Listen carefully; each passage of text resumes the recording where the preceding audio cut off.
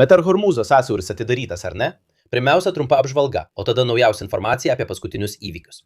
Bandymai tarpininkauti tarp Irano ir Jungtinių valstijų žlugo balandžio 12 dieną. Iranas vėl pareiškė pretenzijas dėl sąsiaurio kontrolės, reikalaudamas mokesčio už laivų tranzitą.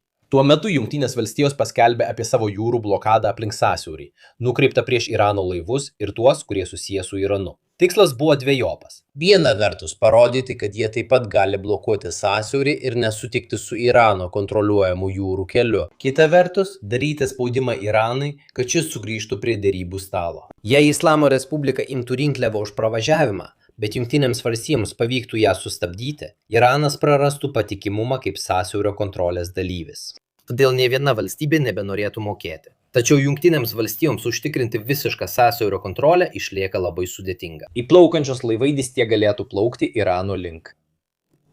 Jie galėtų išjungti transponderius arba pateikti melagingą informaciją. Tokiu atveju JAV karinis jūrų laivynas galėtų mažai ką padaryti, kad tai sustabdytų, nebent panaudotų jėgą prieš kitų šalių, pavyzdžiui, Kinijos laivus. Ir tai sukeltų tiesioginio susidūrimo riziką. Tačiau po kelių dienų įvykiai pasisuko kita linkme.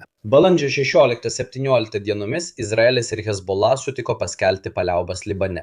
Tai tiesiogiai paveikė ir Hormuzą. Tarp nesutarimų tarp Irano ir Jungtinių valstijų, kurie sustabdė derybas, buvo cenzūra.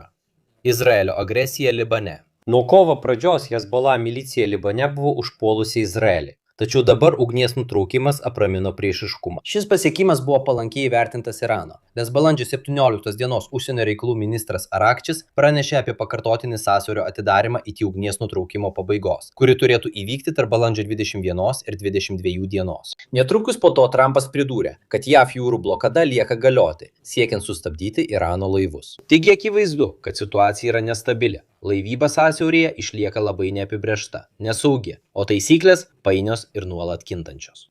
Tai neišvengiamai tragiškai veikia ekonomiką ir eksportą. Tiek paliaubos Libane, tiek Irane kabo ant plauko. Konfliktas gali greitai atsinaujinti. O ką jūs apie tai manote? Kaip visada, daugiau informacijos rasite komentaruose arba aprašyme.